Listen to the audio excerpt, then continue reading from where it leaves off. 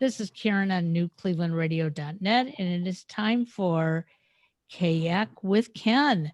And I have to tell you, when you sent me your topic for today, I thought it was absolutely perfect for many reasons. Um, I think many of us sort of thought that January 1st, 2021, the Messiah was basically going to come and everything was going to be okay by February 1st, 2021. And the reality of it is, it's not. Um, and so, like you and many others, we're going around scratching our heads, feeling a little out of sorts. So, tell us how you want to lead us in this discussion today. Well, we're at a point now where they are electing in Congress crazy people. Now, you're talking to a therapist. If I was working back in the emergency room of psych hospitals like I did, and the cops brought in somebody in a blanket, and they said, I really love Donald Trump. Why do you love Donald Trump? Because he's going to save us from the Satan worshiping cannibal sex offenders who are running a child pornography ring that's connected to cannibalism, where they eat the children so they get their essence. And this is all being done by the Democratic Party. And what Really? would you say if someone said that to you? You would Well, say, you're out of your fucking mind. right, exactly. Or show me the proof. You got cannibalism, pedophilia, child pornography, a sex ring, cannibalism, and a savior. And the savior is Donald Trump, because Donald Trump knows about all these Satan worshipers. And what the hell is their word? They got a word for it where I should have this word handy and I don't. But the reveal is when on before January 20th, Trump was going to reveal the names of all these conspirators. There was going to be this big, massive arrest and trial. And then all the information about these sicko child pornography people would come to light. Well, what happened was nothing. The And nothing election, happened. Yeah, the installation of Joe Biden, and they're called QAnon, Q-ANON. right. QAnon believers are in a panic because this is a deep-seated psychological belief. But it's so crazy that there's no place to go when it falls apart. You have nothing to fall back on. So people are abandoning it, but others are making up even wilder stories about why he didn't step forward and arrest everybody. One of which was the Bible that Kamala Harris used had a cover on it. And the cover on it was a way in which she would never have to touch the Bible, which made her swearing in ceremony invalid. Therefore, they don't have to believe her. And the same thing with Biden. I mean, it gets absolutely out of its mind. Now, when I used to hear theories like that, and there were people that came in with all conspiracy Sure. theories, that they were talking to them at night through the fan in the ceiling, and vibrations. They put Right. them in with aluminum foil hats to stop the radar and all that. I got used to that, and they were crazy, and we put them in the hospital and we gave them medication, and in a week they didn't have that belief anymore. It like went away. But here we are in 2021, and a woman named Marjorie, oh, my notes are so bad, something, Marjorie Taylor Greene was elected to Congress from Georgia in a Right. totally red bumpkin state outside the suburbs of Atlanta. And she is the first QAnon person to win a seat openly with QAnon views. She says she's pro-life, pro-gun, pro-Trump, anti-government, anti-tax, anti-immigration, anti-everything.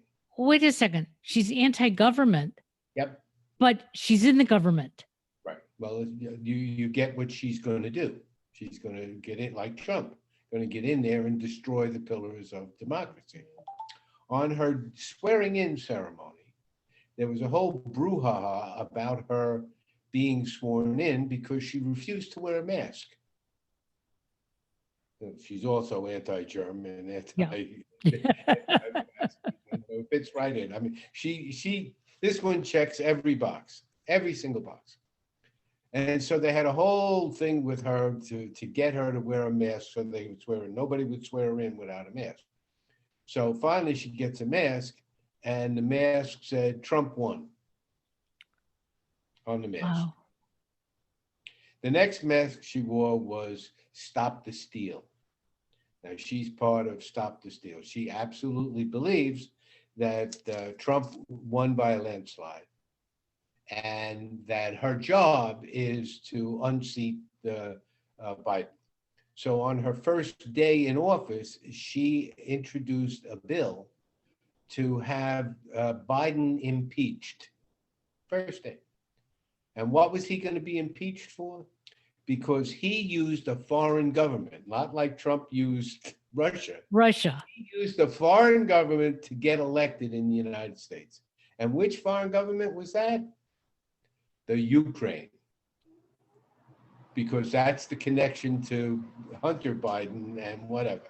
So the conspiracy theorists went in and said Ukraine and were the ones that got involved in our election because of Joe Biden and Joe Biden's son. They cover up because he made $9 billion secretly with Ukraine. And he's the illegitimate president. And so we need people to bring him down. And this crazy ass woman is now there. So she's upset all the representatives, the insane things that she's saying. The woman should really be, in a hospital. She should have antipsychotic medication because the things she believes are just not real. You really can't have religion, sex offense, cannibalism, conspiracy, all in one box, And of course, the moral leader of us all, Donald Trump, is her savior. Now that's a delusion in itself to begin with. You don't need the conspiracy and the cannibalism, and you don't need the sex offenders. You just believe that he's out there to save you. You're in trouble. And my question to her would be, let's just talk about Donald being her savior. Okay. What has he done to save you or anybody else? Right now, he's saving himself. Oh, they have a whole list of the things that he's done. I mean, if you look at the list of Trump's, they had about. I saw a website the other day that listed 12 different things that he has done. In that he has stood up for America. He's broadened the military. He's stopped immigration. He's law and order. He puts bad people in jail. He defends the country. He built a wall. He cut taxes for poor people. He believes in that he should take over rather than legislature. He's the guy that all these things that if you were you really can't be a true conservative and believe in Trump. You have to be a radical conservative because real conservatives don't. He doesn't follow their tenets. So they will defend all his autocratic policies and all the Supreme Court. Look at all the good people he put in. I mean, just his support for police and his support for veterans and all the myths that they believe he did. So she's from that, and her leader, even though he's not there, she is going to carry the flag. So she has so upset Congress that they are now, the backlash on her is that they don't want her on any committees, that she is supposed to get on a couple committees where she will terrorize the committees. So I went to her website this morning and on her Facebook page. And now, of course, what do you think she's doing? She's going to sue What Congress. did Donald do? What? Even after Donald, what does he do? Oh, he runs, he hides and then runs You're away. right. He asks for money. Yeah. So he's asking for money so that she can defend herself against these people that don't like you and me. See, you're with me, and these crazy Democrats are trying to stop me from talking, and that's my right. It's also my right to have a gun, and she wanted to bring her gun into the Yeah. I house. heard about that. Yeah. Yeah.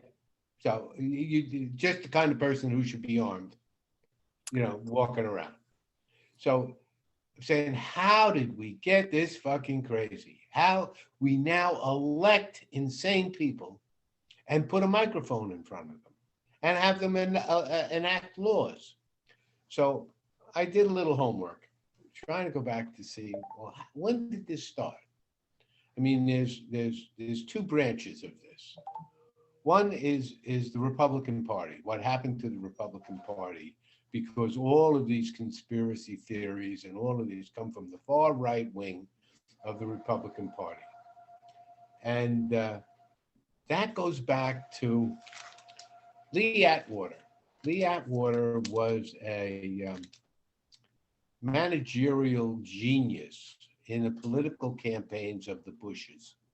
He started way before that with Reagan. He was an aide and an assistant.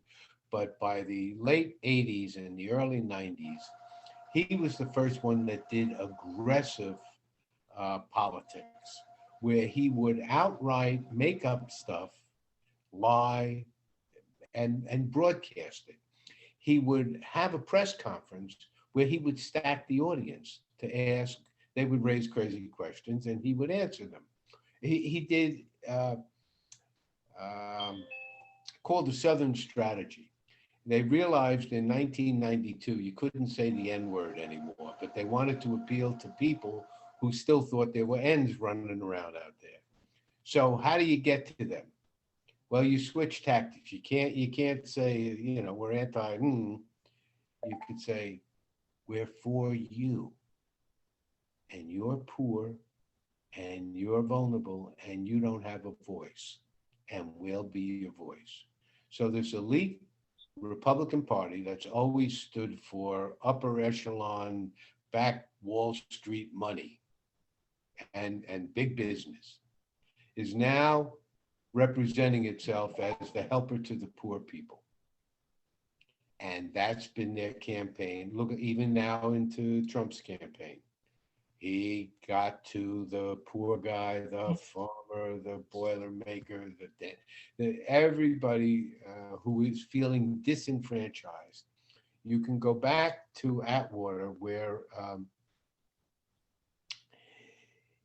when he attacked Dukakis, Dukakis was running against Bush, and Dukakis was a liberal from Massachusetts. Massachusetts. Yep. And so, two words, liberal Democrat, became an anathema. That was what we went after. So they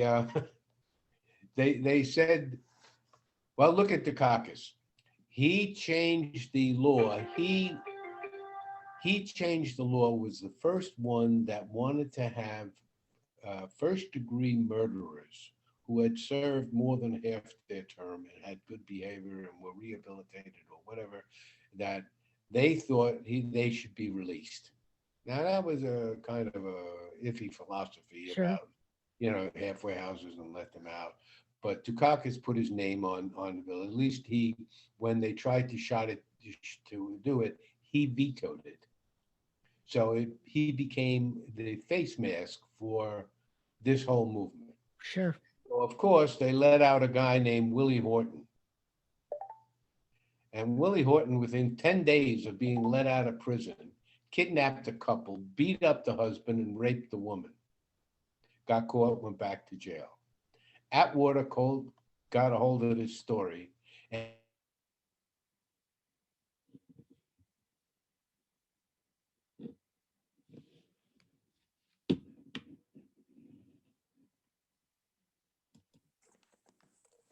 Okay. Due to a technical difficulty, we paused Ken in the middle of his uh, comments. I guess we could say that.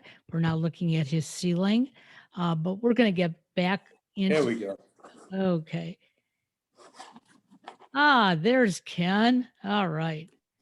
When you're working with technology, anything can happen. All right, we were talking about Lee Atwater Right. and Willie Horton. So Willie Horton, when he got out of jail, he kept a couple, beat up the guy, raped the woman, etc. Made headlines everywhere.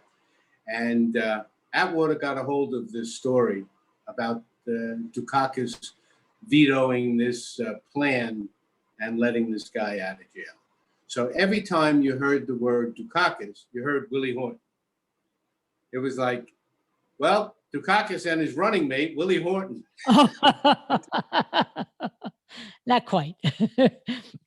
Dukakis had a 30-point lead at one point in the race, and he lost. And Atwater was the genius behind it. And it started this whole movement of, you know what? You don't have to tell the truth anymore. You just have to strategically put a message out there at the right time before they have time to undo it. So the week before the election, they broadcast every possible crazy story you could believe. And dirty politics was, it wasn't the first time it was used, but it was the first time it was used as a media technique in an organized fashion. Sure. And he became the darling of the Republican Party. And they have used that tactic ever since. Now, H.W. Bush was a much more reasonable man and an ethical man, and he held them back. George W. used them a little bit more. Then he died in 2001. But by the time Trump came along, the tactic fit perfectly for Trump. He didn't need a spokesperson to send stories out or the media. He did it himself. So he took it to a new level. Now, that's the Republican Party. The next part of this is the right-wing militia. Now, the right-wing militia has always been there. They go back to the Civil War. When they lost the war, if you go in some places in the South, that war was never lost. They're still fighting it. And what are they fighting about? Segregation, civil rights. Right. Call it whatever you want. They're armed and dangerous, and they still believe that they're patriots. It's their right to have segregation. It's a Southern style. It's a Southern way of life. And so this is in our social fabric, is this belief that there are valuable people and invaluable people, and that those who have guns can make their way if the law doesn't do it. You do it yourself. So if you look at the history of posse groups, Branch Davidians, Timothy McVeigh in Oklahoma with the bombings, there's this whole idea of political self-defense. Now, what's political self-defense? It means if I have a political belief and the party in power doesn't believe in my belief, I'm now allowed to arm myself and defend myself. You know, this whole ruse about the Second Amendment. When the Second Amendment was passed, we were a rural country. And not every town and not every village and not every place had a police force. It was unstructured. So if you lived on a farm, it's like, picture the Old West, and the sod buster and his family come out and they put up a little piece of land, and all of a sudden the guys on the horses show up and shoot everybody. And well, how do you defend yourself? There's no phone. You can't call the cops. There are no cops. There is no, the ranger comes by once a month. You have to arm yourself. So in those days, you could believe that you had the right to self-preservation in your own building, in your own home, and that you needed a gun in order to do it. But today, you know, we have armed police, we have instant radio, instant TV, you can get help everywhere. And the right to arm is bigger than it's ever been. The need for it is so much less, but the use of it is now individual rights rather than need. You don't need a gun, but it's your right to have one. And so this political defense is that if I'm allowed to have a gun, I'm allowed to have the belief that goes with the gun. And so therefore, I can petition my government. You know, that used to mean you could send a letter to Congress or you could hold a march. But now it means you can storm Congress. You get these radical believers in it's my right to do so. You see with these Proud Boys and these oath believers, when they interviewed them after they stormed the Capitol, they said, it's my right to be in this building. Like there's no boundary. Like it's no longer the government's building that you have to have a legal reason to visit, you have to have a pass, you have to go through things, you have to through security check. No, you have a gun. And your gun gives you the right to go in there because you can take over. So it's really a vigilante mob mentality based on a distorted view of patriotism. They actually believe they are the real patriots. The government is false. Why? Because their leader has told them you can't believe in the government. The government lies. The media lies. So you can't believe them. You only believe in the sources that you're told to listen to. Well, if you look at the history of that,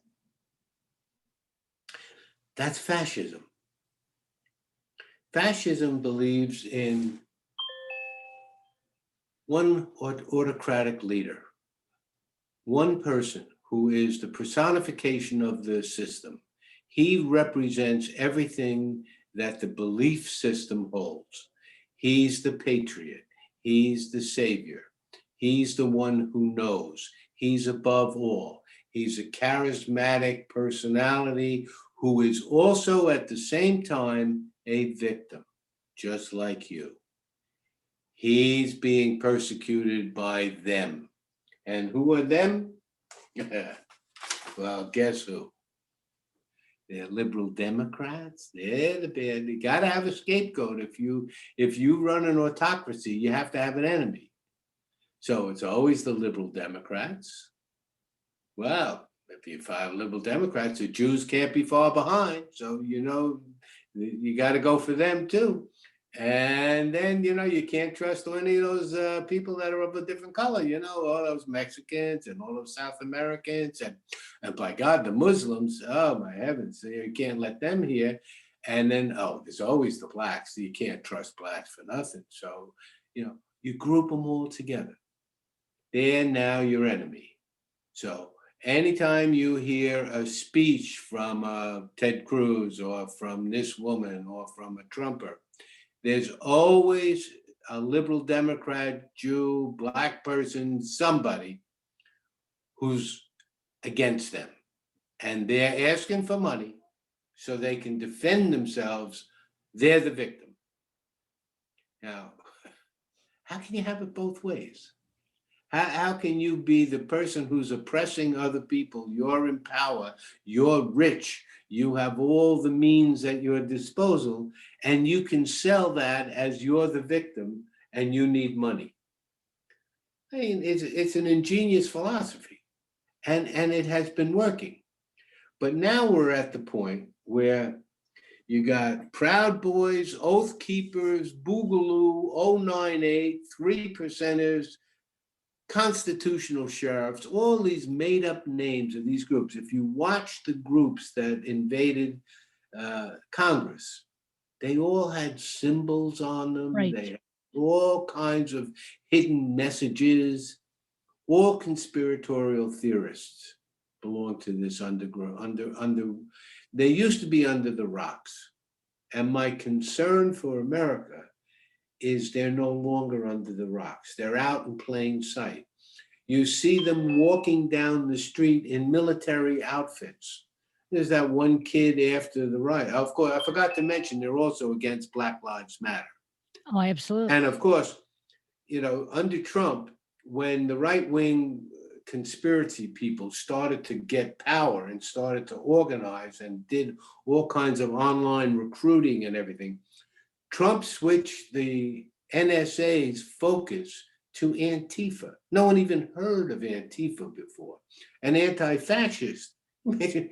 He made an enemy out of the word anti-fascist, as if fascists are good and anti-fascists are your problem. And he sold that. He sold that to the protective organizations. They now spent their money and their resources looking for Antifa. So along comes Portland and Seattle, and oh my God, look at that, this insurrection and all this other kinds of stuff. And meantime, they're kneeling on black guys' necks and they're shooting them and they're doing, and all these groups are out in the street with arms saying, you got to watch out for those Black Lives Matter. We know Black Lives Matter don't matter. How come you don't know it? We're here to teach you. So we've lost it, is my belief. I think we're crazy. I really think the country's crazy.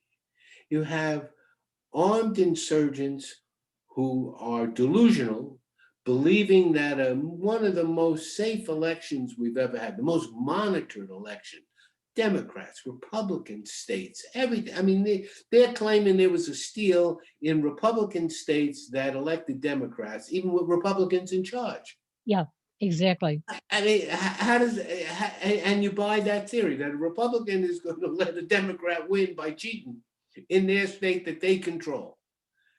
But you can get a mob outside that says, yeah, that's right. That's what they did. So we'll have an organization and we'll raise $300 billion within the first month on Stop the Steal. Think about that. Free? You want to spend your money instead of helping people? You give your money to rich Republicans because they're saying there's, they've been jilted out of an election. What proof do you have? Well, Rudy Giuliani went to court and the judge says, where's your proof, Rudy? Well, they don't really have any proof. They threw him out of court. They threw him out of 50 courts. They have had 50 some odd cases about fraud in election, and not one of them has produced any results whatsoever. Do you think that has interfered in the belief system of these people? No. That think the election was actually stolen from Donald Trump, who won by a landslide. Forget the fact that he lost by over 7 million votes. But they believe it's true. As I hear you talking about these adults today, and I'm not going to call them mature, I'm just going to call them adults. It makes me think about all the kids who are bullied in school, and they're learning this mentality early on. When my son was in junior high and high school, he was bullied just relentlessly. And yet the school district always blamed it on him rather than the person or persons who were attacking him.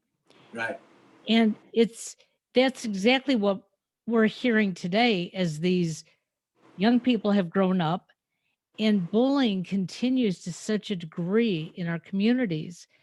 And yet, when are we going to get smart enough to see the truth? Yeah. Well, I mean, you had a bully pulpit for 4 years. I mean, Oh, you yeah. had a bully every day, with Twitter and the things he said. If you didn't agree with him, he attacked you. I mean, if you look at the beliefs behind why Trump got elected and where we are today, it's all distortion and myth. There are some core beliefs that you see all the way back to the early days of prejudice. But here's this, he got elected on the rebirth myth, is the idea that there was something that was better before, and I represent that, and I'm going to bring that back.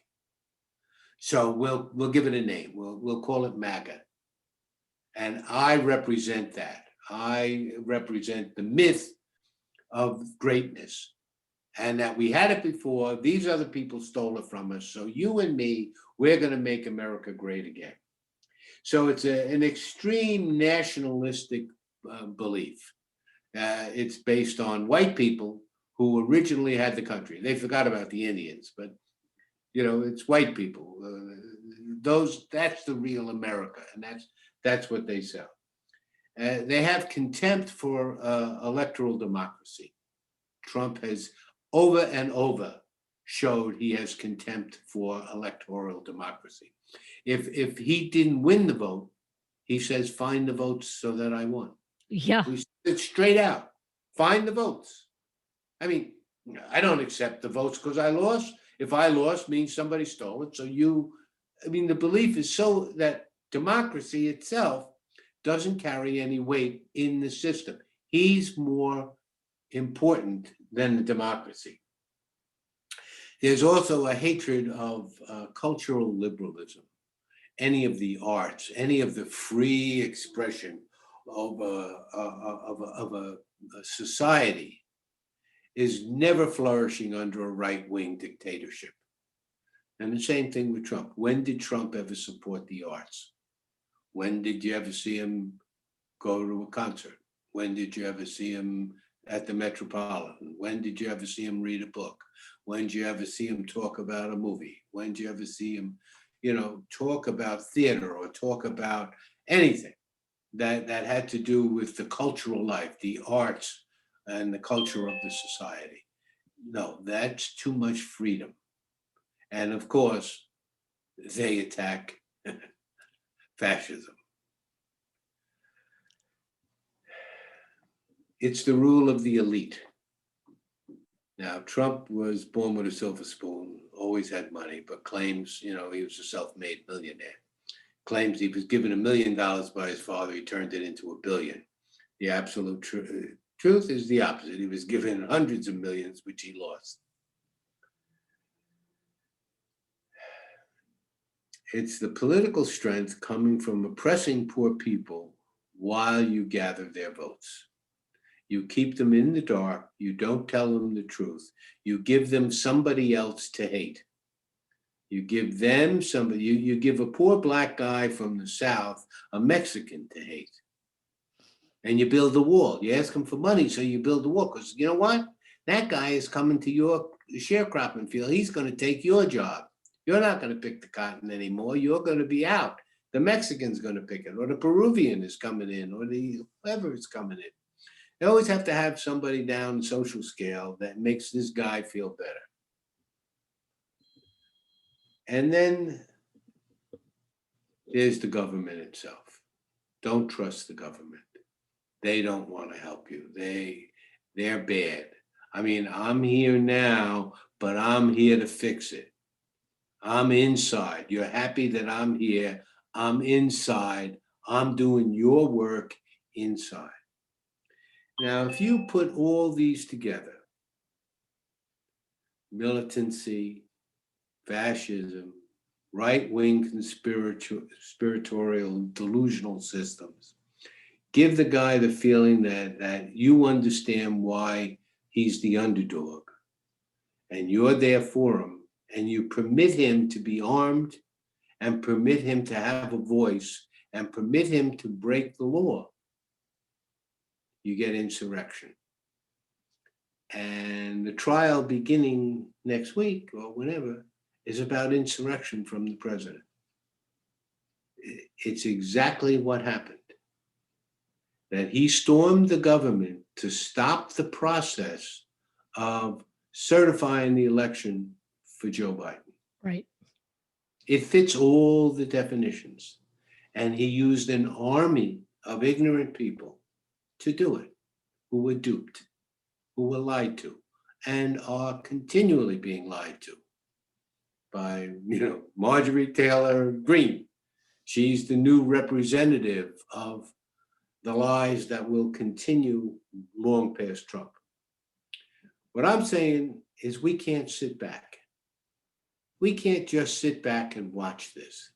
This has to be squashed. This has to be squashed by our votes, our voices. We have to stand up against this craziness and delusions and insanity and all this other kind of stuff have to see the light of day of truth. If you are going to say the election was stolen, then you have to prove it. And we have to make them try to prove it because they can't. I mean, it has to be exposed. When you see QAnon floundering for a belief system because he didn't arrest all those pedophiles. I mean, those cannibalistic pedophiles are still out there, gobbling up children. It's so crazy that it blows your mind to even think about it. But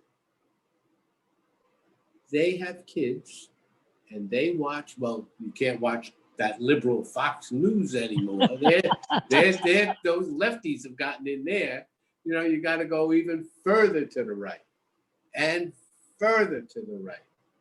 Well, where are we going to go? We're going to have a shootout instead of election?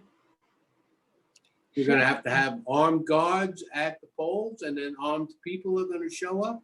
I mean, if you couldn't imagine a couple of years ago that QAnon would be a belief system that would get anything other than medication.